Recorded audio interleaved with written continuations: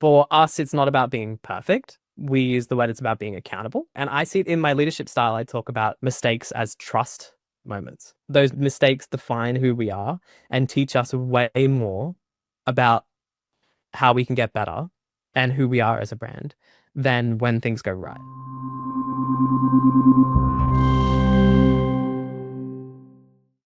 Customer service, customer support, they aren't easy. It's often the hard emotional work of saying we messed up, owning those problems, and trying to make it right. And it's what we call care here at hosting.com. In fact, our whole support team is labeled care. And I love that. One of the leaders here at hosting.com who sets the bar for me for how we show up at hosting.com is Joel Drane, head of our customer advocacy. Now, what Joel and his team do every day, and even more, who they are, how they show up, resonates deeply with me because they embody what we mean when we say care and action. It's about heart in business. It's the human side of business. And Joel and his team often do it at the hardest, toughest times, like when we dropped a ball or someone's mad or frustrated or angry. So this conversation is really about human care and action at work. And a huge part of how we're aiming to be the most trusted hosting company on the planet. So that's why I wanted to introduce you and have this conversation with Joel so you can see how we're trying to do it, what we're inspired by, our models for how our team works here. And I hope along the way you can take a few tips and share it with your own team because it inspired me. So without further ado, Joel Drane at hosting.com, head of our customer advocacy on how we do care. Hey, everybody. Welcome back to the hosting.com YouTube channel. I've got a special guest from our hosting.com team today, somebody I've worked with for, I think, 11 months now, Joel. But Joel Drane, head of our customer advocacy program and department at hosting.com. And as I've been working with you, Joel, for the past couple of months, I was like, we got to talk about this publicly because so many of our clients across the world, obviously use channels like social media to get the word out. And invariably something happens along the way. And I have to admit, I don't know all of what your team does. I just know when you're out there working with our customers, dealing with some tough problems sometimes, it's so compelling. I think there's so much to be shared back from doing this in a big organization like hosting.com for everyone managing their own socials and how to think about that and managing, more importantly, customers. So Joel Drane, head of customer advocacy, welcome back. Thanks, Cory. It's always really great to chat to you as well. I think we have really dynamic conversations, so I'm excited to be here and also chat about what we do and what our team does. Okay, so I want you to answer because I know you deal with some tough stuff. You and your team, you're real quick to say it's a full team of people, but what do you do for us? In your own words, what do you tell others, your family and friends that come that might not work on the internet like we do? What do you say it is that you do?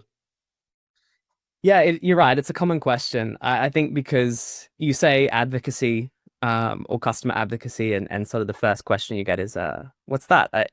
I'm based in Australia, so I'm located here in Brisbane, Australia, and this kind of role is something that you don't see every day. It's actually really rare for a brand to invest in its customers in this way through customer advocacy. And so usually I sum it up in three words, which is voice of customer, or we are the voice of the customer. So if you want to really condense it down to its your purest form, customer advocacy's main aim is to be the voice of the customer um, within a big business or within any business, really.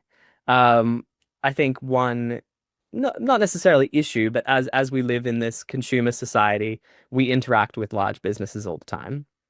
And sometimes as a consumer or a customer, if there's, we have a lot of customers, but if a business has a couple of million customers or more, you feel like your voice could never get heard or might not ever get heard. And so we like to be in the room where it happens with collaborating with people like yourself, but also people like you've had on the podcast before, Panos, Seb, Ben, all of those people who make the big decisions that ultimately impact the end user, the customer, the person who's using the product or whatever we do.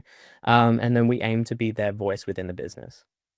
I love that because, if you were asking me this question, what do I do? I feel like I always have a hard time telling people. Let's say in my neighborhood, I'm walking around, but I love that. And that's why our teams have worked so closely together because we're trying to help big organization. I love what you said that you can sometimes get lost, but be that internally. And one representative point of that, Joel, was we were talking, I think, a couple months ago, and I was like, hey, you're out there talking directly with customers. Now, I do it sometimes on one or two to maybe 200 on some of our live streams on this YouTube channel, but you and your team are going out there and really interfacing ones and some of the toughest conversations. But bringing that back home, I said, "Hey, what do you think are the 5 things that we could do at hosting.com because you're right there on the front lines and dealing with some of the toughest problems." And you're like, "Well, we have a whole board right here." And I thought, oh my gosh, this is the stuff. I'm so glad you work with our COO, Panos, as you said, our CEO, Seb, Ben, our product officer, all this, because you're that direct link in saying, no, we really need this right now. This is what we're hearing. You find all the friction, all the frustration points in our process for the customers. And I love that we have a team, and I love that you had your board because it was like, this is a 2-year board right here that we could be working on to be what we want to be, the best hosting company, most trusted in the world. So I love that. It really resonates with me. For sure. Yeah. And I think, a lot of businesses do have customer experience. So I think this is probably the more common term that people hear is head of customer experience, or CX is another term as well.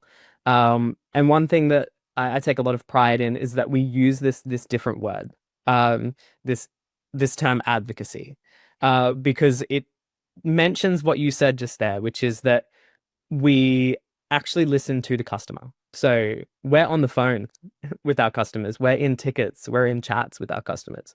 I think the CX industry is, and we do a lot of this as well, but they're really focused on those data points. So you've got your customer satisfaction surveys, NPS surveys, all sorts of, I guess, data points that they use to hear the customer, and that stuff is really important. And we look at the wide data sets as well. But for me, it is that voice. It is listening to Cory and Cory's experience with our hosting, and that can be something that's as wide as surveying an entire customer base or every single support ticket, or as narrow as speaking to one customer who's had a bad experience. And I think maybe we'll have a chat too about bad experiences and how a business or brand handles those. Um, Well, I love that you related it to our customers because mostly they're business owners, people that are helping run the website, which is a central strategy for most businesses now. You got to have a website. You depend on websites. Many of our customers, that is the only way to buy and purchase is from their website. And so it's critical.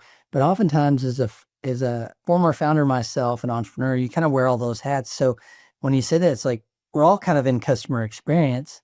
You all interface with them directly one on one, and I think that's pretty cool. So, okay, when we say what is customer advocacy, what is your response? What is it really?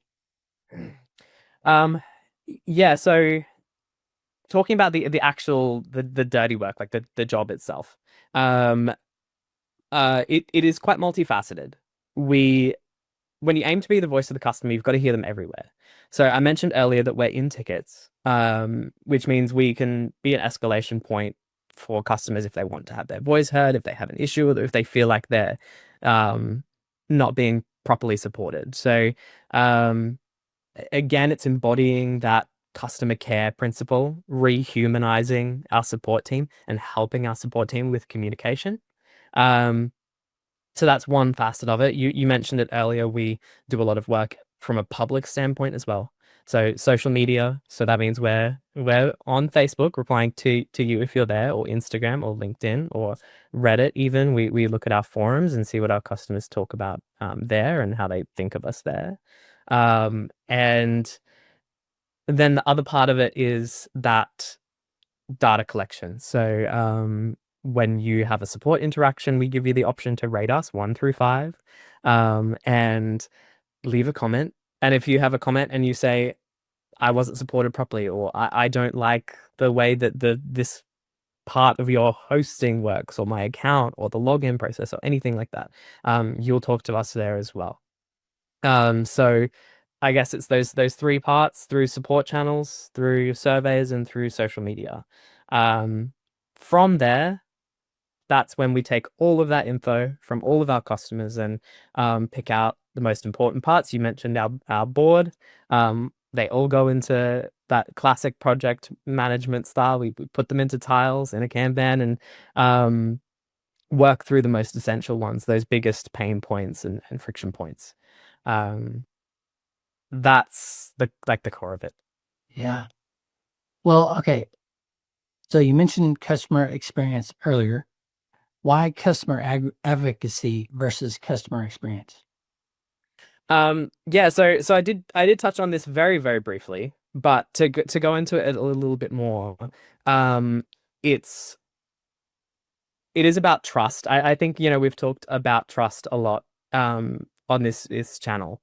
But rehumanizing it, I think, is what advocacy does. So, customer experience is just on the name, it's reporting on the experience of the customer. And I mentioned that's one of the facets that we do. But advocacy, I think, takes it that step further where we advocate for the customer. So if you're a customer and something goes wrong, then you're going to speak to our team. You're going to speak to Sam, or you're going to speak to James, and they are going to advocate for you within the business, advocate for your needs, for your rights, and be your voice, essentially. Whereas I think some, and this is not speaking to all customer experience, but some customer experience is just that very high level, detached from everything. What are our survey results looking like? What is our satisfaction levels? Um, and sort of looking at it from a more broad perspective. But advocacy, I think, rehumanizes it and comes back in and collaborates and works side by side with the customer, um, as opposed to business experience versus customer, where they're with them to support them and be their voice. You talked to me several times and it always comes out. You talk about it's not about transactional thing, just fixing the problem. It's what is going on? How do we help you? It's that relationship part. And I know as we've got an ambitious goal, which is to be the most trusted hosting company on the planet. So that means we got to care. And I see this as the relationship of care long term for our customers, especially having a team like this to go. We don't want anybody to leave. We don't want anybody to have a terrible experience. We want to make sure that experience is awesome. And that just builds to trust, builds to a relationship that we're investing in. And I love being a part of a company that values that in a big way. Yeah. Likewise, and I think, actually, Corey, I think this was the first time that we met. Like you said, probably about 11 months ago, and we talked about advocacy. And I love this. This is something that you said. You pointed out the fact that our brand, and I think this goes for many brands, is really siloed. So over here, you've got the marketing team, and they're looking at how we do transactional communications and our marketing and all that kind of stuff. And then over here, you've got customer support, and they're looking at how we resolve issues technically. Are we knowledgeable? Do we know how to fix hosting? Are we doing it quickly? Are we meeting KPIs? And then somewhere in the middle as well, you've got product, and you've got like yourself as well. And so, but the customer doesn't experience a business like that. They don't experience just marketing. They don't experience just product or just support. They experience everything all the way through.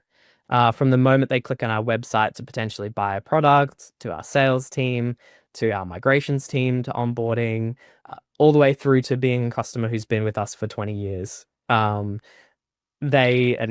uses our support once a week or once a month. Um, they experience all parts of our business. And so I think we have that unique privilege of being able to cut across all those silos, being able to interact with all teams, and bring up friction points for the customer at any stage, whether it be sales, onboarding, or a long-term loyal customer who's, having a billing issue. So it's a real privilege, really. That's such a great way to put that. when we are consumers of other companies, we go online or we do whatever, we are not experiencing those department silos like you're talking about. We're experiencing the whole. And your team and our team cuts across it, which is great. And we do things at scale, this is by far the biggest company I've been a part of. And it's really interesting. But it's that layer of care that I keep coming back to that I think is different. And I like to be a part of it. But it's that continuity. You flipped it again, which is perfect. They don't, when I buy from something, I don't think, oh, this complaint should really go to the product company, or this complaint should go to, I think this complaint should go to Target or whatever big, Amazon or whatever big organization I'm buying from. So that sets an empathetic role right there in perspective. Yeah. Empathy. I love this word. And you've just mentioned it there. And I talked about it earlier as well, which is rehumanizing what it is that we do. Um, I think, we talked about um why customer advocacy before, why not customer experience? But what you probably heard me talking about a lot was relationships. And successful businesses are really about the relationships that they have with their customers. When you have a good relationship with a client, because it starts out as customer advocacy, where we advocate for the customer, but really one of our end goals is brand advocacy. So we want our customer to then go, "Oh wow, I had a really awesome experience with support today," or "I spoke to Sam and he was fantastic, and now I'm going to go and advocate for this business. I'm a fan of hosting.com. I love the support that they provide. Their products are really easy to use. And so these lasting relationships, they build resilience with our customer base. And they also build resilience for us as a brand. So if something goes wrong, which it will, I've recently AWS had. Yeah, exactly. Recently, AWS, a global giant, had an outage. Last year we had uh, what was it? Cloud Strike. It was the Microsoft. Oh, things go wrong, yeah. no matter how big you. Um, Visit our status page, status.hosting.com, to see how things go wrong. And if you have that relationship built with your customer, where they know that they can reach out and they can get the answers and they can get some trustworthy responses and they know what's going on, they're part of the story, they're collaborating with you. That's where you have resilience. It's no secret that we're in a really competitive industry as well, Cory. Um, we're not the only hosting brand out there. We're not the biggest hosting brand out there. Um, we do a lot of market research. Every day I love to see reviews that are going on with I'll name them, with GoDaddy or anyone else, Squarespace, Bluehost. Um, and we know that other brands do hosting well. They have robust hosting. They give decent support. And they do all or a lot of the same things that we do. So you mentioned our goal from Seb, which is to be the most trusted. And I think somewhere underneath this goal is when you're trusted by your customers, when you're liked by your customers, they'll stick with you long term.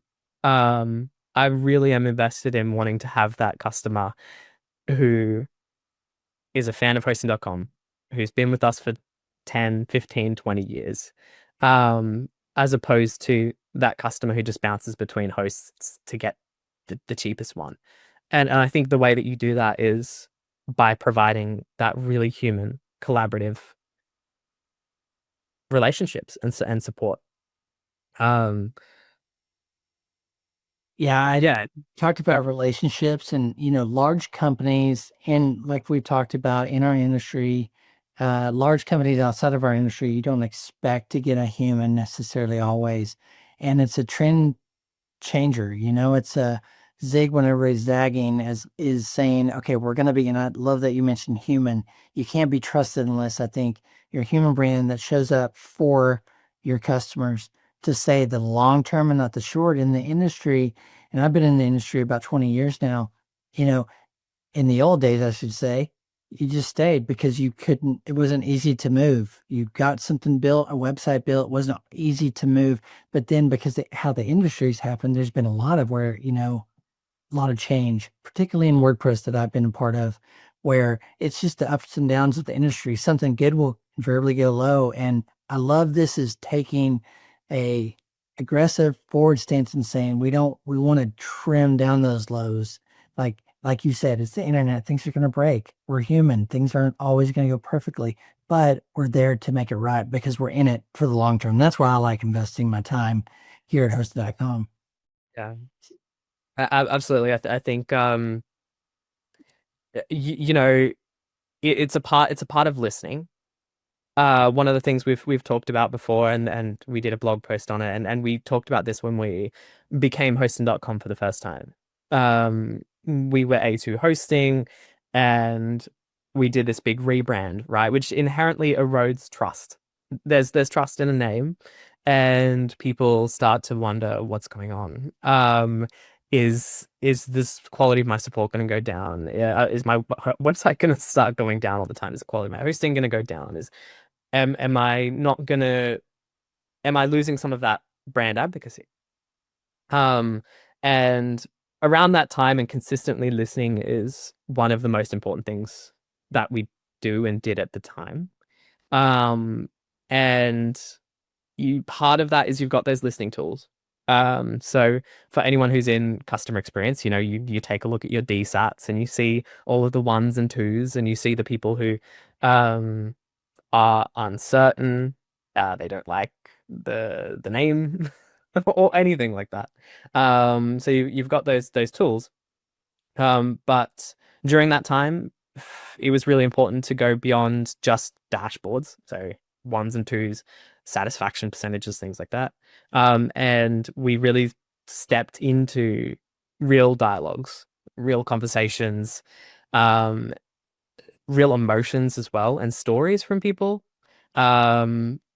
Stories about their experience with and honoring them as A2 hosting, as hosting.com. Um, More recently, and I'll give a peek behind the curtain to any of our customers or anyone watching this really. In one of our town halls, we talked about this meaning behind who we are as hosting.com, because as employees, you and I, Cory, we're still we're still stepping into this identity of hosting.com, which is a great name. It's awesome. It is, we are hosting, and that's kind of the term that we're falling into now, is we are hosting.com. So a lot of us come from different brands like A2 Hosting. A lot of us have been with other hosts before for many years, or some of us have entering the hosting industry for the first time, and that's sort of my background, at least going back a few years, is not in hosting like a lot of other people, and I think that brings a unique perspective. But by being hosting.com and understanding our identity, Ben Gabler, our CPO, mentioned this, and this was one of my personal goals and an ethos that we had with one of our Australian brands, Web Central, which was, when our customers succeed, we succeed. So if we're not giving good support and our customers struggling, if their emails aren't coming through to their Outlook and they don't know why, or their website is loading slowly and they don't know why, if we are their trusted partner and we help them succeed, their business succeeds, we succeed, because again, we have that loyal brand advocate, somebody who knows they can trust us. And a lot of that starts with just listening. Yeah. Yeah, you hit it on the head. I'm glad you mentioned Ben's particular focus coming from rocket.net. Resonates deeply with me is that if you can, it's just a paradigm shift in a business model. If you think about their success, if we all do, and what they're trying to achieve, our marketing is better because we're messaging to the right people. We're building products for their journey, their experience, and we're winning as a result of that. It's a beautiful business model, and I'm so glad you shared that because we've added that as our number one core value that was shared on that town hall you're mentioning, which is put customers first. Now, I think a lot of companies talk about or preach put customers first, but what we're saying here, what Ben's saying, what you're saying, what I'm saying too, and our leadership is if we can really get out and think about the other side of a tweet, of an email, of whatever it is, a support ticket, and say, what are they trying to accomplish? What are they trying to do? And just be about winning. We paradigm shift everything from a transactional company to what Seb has talked about also is a transformational company. And that resonates deeply to me. We've got eyes and ears, our two teams, your team's out there front. We got our care team across the world thinking the same thing. And I love that. It's such an aligning feature to think, okay, if they win, we win because they're not going to want to go anywhere else because they're taken care of here. And I think that's one of the deep things why, again, I love all this. I love investing in trust because we back it up with these kind of efforts. Um, yeah, I think it's important as well to talk about it's all good and well when our customers succeeding and when we're succeeding and we do everything right and we fix an issue straight away and we give friendly customer service. But just quickly, I wanted to touch on mistakes. I love it because you have to have both. We can talk about the sunshine and the high points and stuff, but and this is building to authenticity, is saying no, there are things when stuff goes wrong, and that's oftentimes when your team is called in to help. But mistakes and failure, yes, I love that you brought that up. So it's no secret that we mess up. And we mess up all the time. Um, I think that's because once you get a large brand, once you have a lot of customers, once you have a lot of support staff, we have a few hundred. Things go wrong along the way. You'll hear me maybe talk more about relationships as well, because when I train and guide my team, we often talk. Weirdly enough, I sound like a marriage counselor or something. I talk about our customers like as if we're in an actual relationship with them. But um, for us, it's not about being perfect. We use the word it's about being accountable. So we like to see, and I see it in my leadership style, I talk about mistakes as trust moments. So I have a few staff and they make mistakes. So maybe I'll talk about this and then I'll talk about how our company makes mistakes. Um, and every time they make a mistake, they probably think I'm a complete weirdo, Cory, because I get this huge smile and I message them and I say, this is going to be awesome. Because we look at it like we're running back post-game footage. We've got footage of the game and we look at all the points where we dropped the ball or where we fumbled. And, it's that classic learning experience. Those mistakes define who we are and teach us way more about how we can get better and who we are as a brand than when things go right. Um, I love to within QA and within advocacy, I do definitely love to celebrate the great moments, and we're constantly um, showing our team all the amazing 5-star reviews that we get. But in this role, I really only look at the negative stuff. Which maybe we can talk about how you handle negativity fatigue, complaints fatigue, or that kind of thing. But it's that sort of radical transparency and trust moment that we get to build with the customer when we make a mistake. So the mistake can be we've done a migration wrong. Some of your data hasn't come across, your website's gone down. For a client, this is a really big deal. Um, that's where they make their money. Their customers come there to find their phone number, their opening hours, to place an order. So it's really tied into their financial well-being. When everything's going right, they're paying $20 a month for their hosting and everything's smooth sailing, that they tend to forget about us. But when things go wrong, that's when they need us. And so you mentioned it on that social side, if it's a post on X or Instagram or something like that where they've expressed frustration, Reddit. The best, I guess, like marketing strategy for us, and we've had to experiment with this as well, is just genuine, humble responses, admitting that we made a mistake, that we messed up. But then we always keep it focused on the action points. So this is maybe some advice for anyone else who has a business and something's, a staff member's messed up or something's gone wrong. Is one of our strategies is your client is in a negative headspace. And this is a really powerful thing biologically. And, we want to act out of negative experiences and we want to act strongly. So a customer in this circumstance is really invested in keeping the situation in a spiral of blame, or I kind of call it this like cycle of blame, where they're really focused on what went wrong and why. That stuff is important, but for us, we try to keep things future focused. So yes, this has gone wrong. Yes, your website's gone down. But Cory, we don't have a time machine. I can't call Marty and Doc and go back in time to make sure their website doesn't go down. So we kind of You made it back to the future reference. Thank you. let's say for similar here, but we can't go back in time and fix it. And so we kind of try to keep it focused on the future. So we step in and we say, we acknowledge this has happened, but here's what we're going to do. We're going to get you right back online right straight away, and we're going to do whatever we can and whatever we need to help make this right and help regain your trust. And a big part of that is, and advocacy is kind of born in these moments where we choose accountability and humility. But back to that marriage counselor thing, it's so much about the way that we communicate.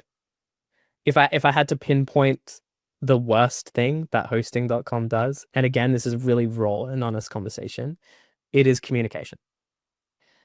And I do think this is also maybe the worst thing that a lot of people in our industry do. We're run by three very technical people, or more. We all have this hosting background. We're all trained in the technical. And so there's this thinking that if I just get better at the technical, if I just improve our technical ability, we can fix stuff faster and then our customers will be happy. But if your technical is all the way up here at 80, 90, 100%, and your communication skills are down very low, then your customer is just going to see your communication skills and they're going to think of you as that. They're going to think of us as the way that we communicate to them. So a lot of the ways that we communicate, we pour over emails and we pour over conversations and we talk about them. We collaborate with them a lot beforehand, because every single word that we use, especially in high tension situations where we've made a mistake, is really, really important. A common example that happens within our support team is so they just kind of use, we talk about it as negative language. So something happens and they go, I apologize. And apologizing is a great thing, but I apologize for the wait. And this has been so frustrating. And I really understand that this is a terrible situation. So they kind of go all in with this really negative language. Straight away, it's putting the client in this headspace where this is really bad and it's me versus them. But instead, we kind of come in there and we say, I'm Joel. I'm stepping in. I'm here to help. We're going to make this right. So thank you so much for waiting, and thank you so much for being so patient throughout this process. I'm really eager to collaborate with you and help make this right. And so from the beginning of this conversation, you sort of set the tone for, we're in this together. I'm here to help you. We're working through this, and it's going to be positive moving forward. So we're still getting there. I think a lot of the time we say sorry for the wait, or I cannot because, instead of thank you for waiting and I can when and I will because.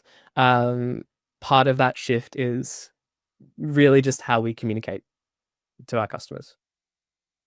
Yeah, I love all of that because, I think consumers were mostly trained, okay, don't expect this. It's going to have to be a fight. You're going to have to go in and advocate for yourself, when it's just instantly, it's not feeling dismissed. It's going, oh, I'm coming alongside you. Let's figure this out together, where you're not alone in this. I think that's extremely powerful. And everything you just said is disarming. That was the word I was trying to use. Disarming, when hey, hi, human to human. I'm sorry this happened. Let's figure this out together. That's pretty distinctive way to do business. Definitely at scale. Yeah. Yeah. But and I know one thing we didn't say earlier, or maybe I didn't say, was that what's so profound about this is your team falls under our care team. You mentioned Panos earlier. He's our COO, and he is over our care team, which is the bulk of our customers. So customer voice, that advocacy inside of the team that takes care every day of tickets and phones and all that stuff. And I love how that trickles down. I'm curious, there's so many business owners that we have as customers that we work with in our agency success community. When we're talking about what you do, I think it's super tough and it's super great how you do it.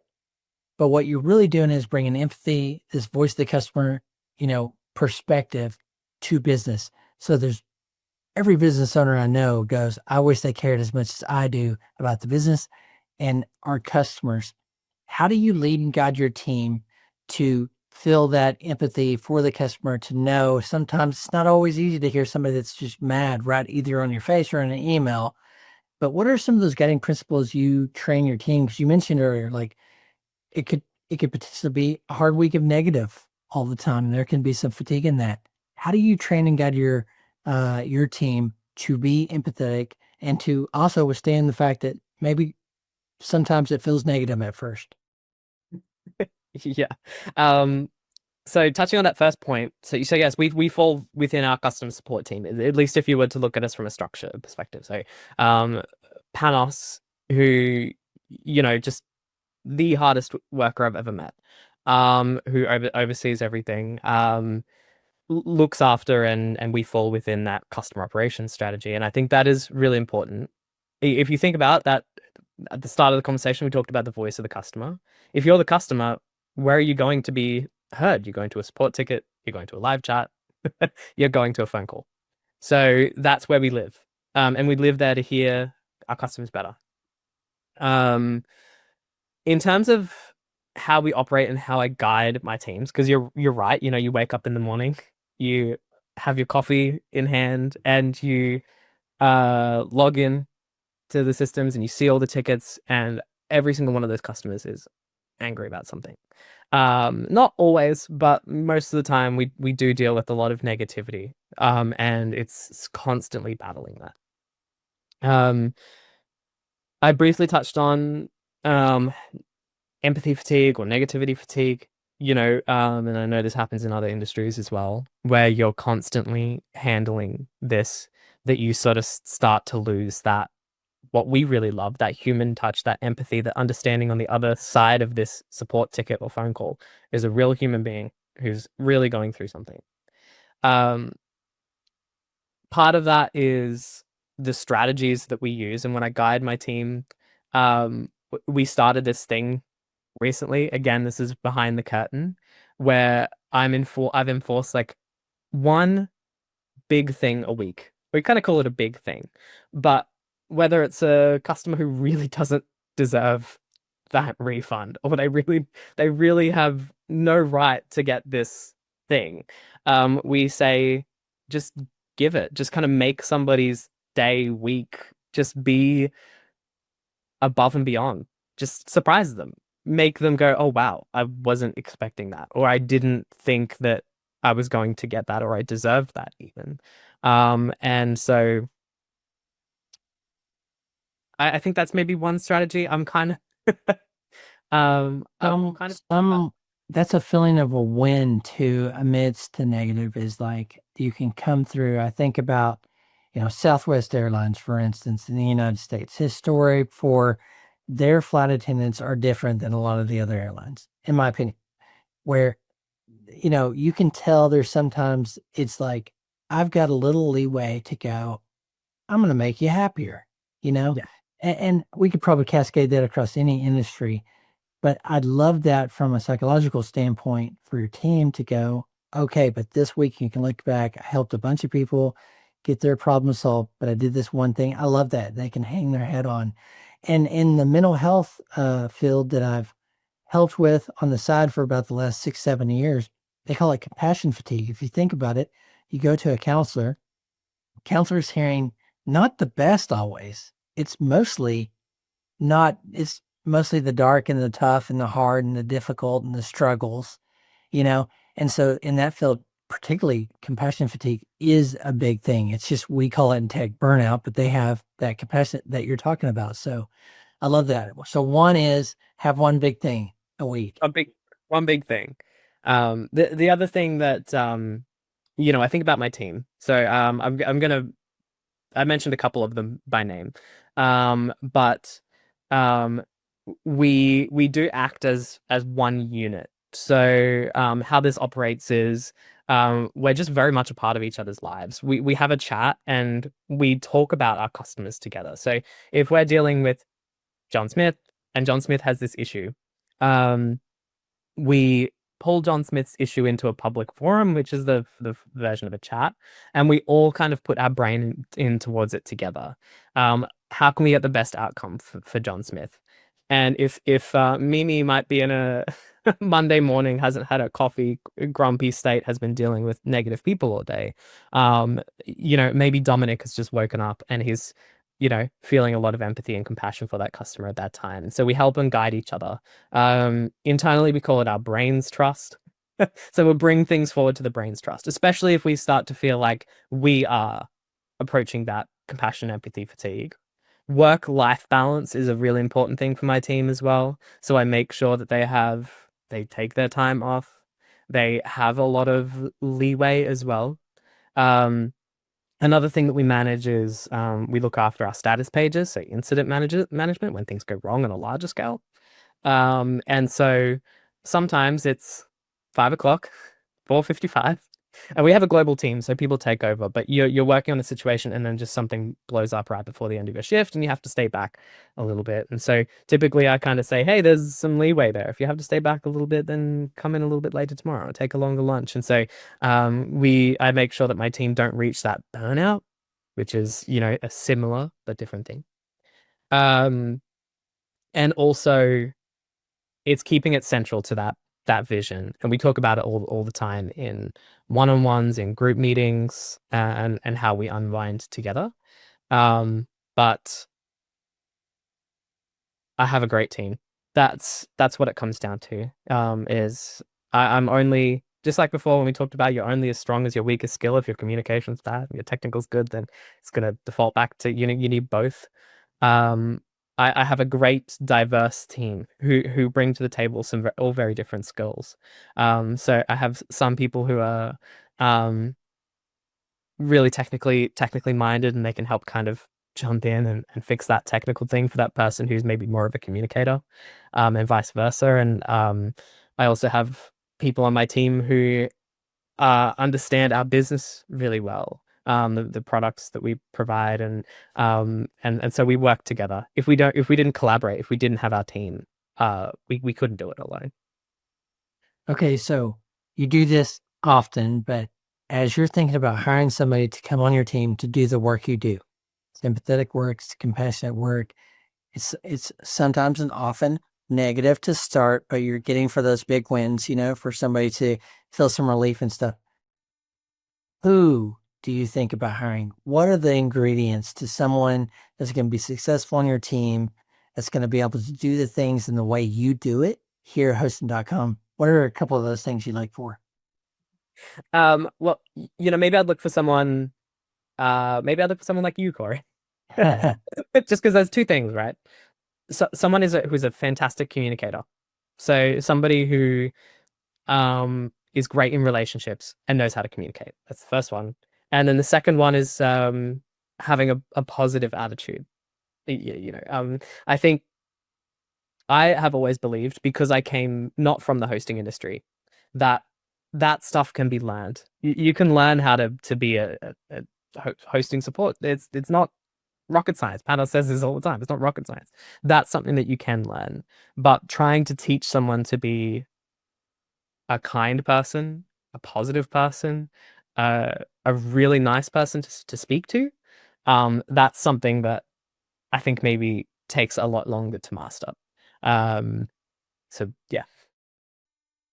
We, my first company, we had a WordPress software company, and we would hire for support. And we went to a conference one time, and they mentioned the best support people they had were bartenders, and waiters, waitresses. And my COO and I at the time started laughing because two of our best support people happened to be, prior to coming to our company, bartenders. They'd work in food service. They knew what it was like to deal with often irrational people, frustrated people in different states of things, and had a way to, really engage the empathy. And it was kind of interesting. I haven't really still pinned it down there. It's this need, desire, want to help people, to understand their problems, to realize, they're in a bad situation or a tough time at the moment, and be able to reroute that. But I was just curious what your answers would be, because I mean, it definitely, right? Someone that's empathetic looks to that and can actually understand how to go, I'm really sorry. Yeah. Yeah. And let's get this figured out. Exactly. Very funny that you mentioned that. I mentioned his name before, Dominic. He's my team leader. He looks after my rostering and my team. He was a bartender. That was his previous role. So I already have a bartender tick on there. And then the rest of us, so Mimi comes from hotels, hospitality. Again, same sort of thing. I myself have a retail background. Um, so that's kind of who we are, right? And I not to maybe I'm a bit proud, but I do think yes, those kinds of people make for the best support. Um, For sure. I had another business friend that said, and I mentioned this earlier, but tying it back together for a second, was his lead of support, and he did a online training platform, now as a part of Pluralsight. But he said, flight attendant was his lead support person. When he talked about those Southwest Airlines flight attendants are really, really good at, like, I don't know, Brazilian jiu-jitsu with people. I'm just like, I get it. You're mad, you know, but when we say food services, service, whether you put hosting, whether you put food, whether you put hotels, a room, a place to stay, it's all that service quality. for sure. Well, Jill, this has been fantastic. And part of this was just sharing, how we're doing things. I'm so proud of our team. We've got 750 people now to date as we record this across the globe, caring for our customers. I love that we have a whole division normally called support, called care, because it's just a different emphasis. It's on that. We understand you're trying to get something that's very, very important done. If your emails aren't working, if your website's down, you're losing money. And this is important to us. And you mentioned customer success as being one of the first, and I think that's critical. Anything else you want to talk about or mention before we close today? Yeah, I think we covered all of it. And yeah, just to your final point, and maybe this will be my final point as well. Um, yes, that is the language we use, customer care. That's so essential. And at the top of this conversation, we talked about customer experience. Instead of that, flipping that to customer advocacy. So, and that kind of all ties in with our goal of trust and our goal of putting the customer's voice first, which is we care, if there are customers watching this, we care about you. Um, we advocate for you. Um, but we also do all of those other things. We support you and we are your flight attendants and all that kind of stuff. But Cory, I'm really, really grateful that you've taken the time to chat to me today. And I'm grateful for every conversation that we have. Um, so thank you so much for having me on.